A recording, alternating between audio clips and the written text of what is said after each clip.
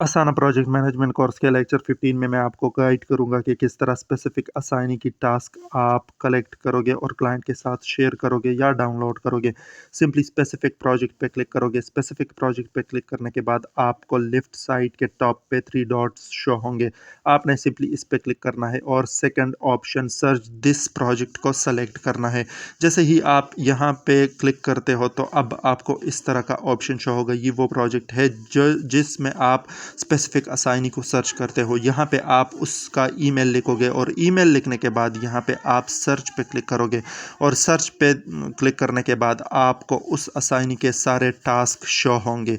अब सिंपली आप ये दो तरीक़ों से शेयर कर सकते हो क्लाइंट के साथ। एक ये है कि आप इसका यूआरएल कॉपी करो और क्लाइंट को सेंड करो। जैसा कि मैं यहाँ से कॉपी करता हूँ, इस सेकंड ब्राउज़र में इस यूआरएल को कॉपी कर पेस्ट करता हूँ और सर्च करता हूँ। अब आपको वो सारे टास्क शो होंगे।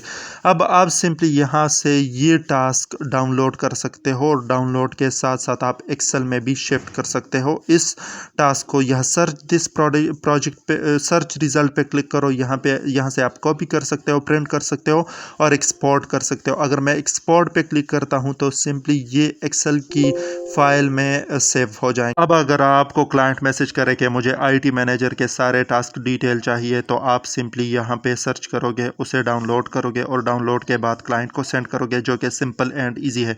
इसके रिलेटेड अगर आपको कोई क्वेश्चन हो तो आप कमेंट में पूछ सकते हो।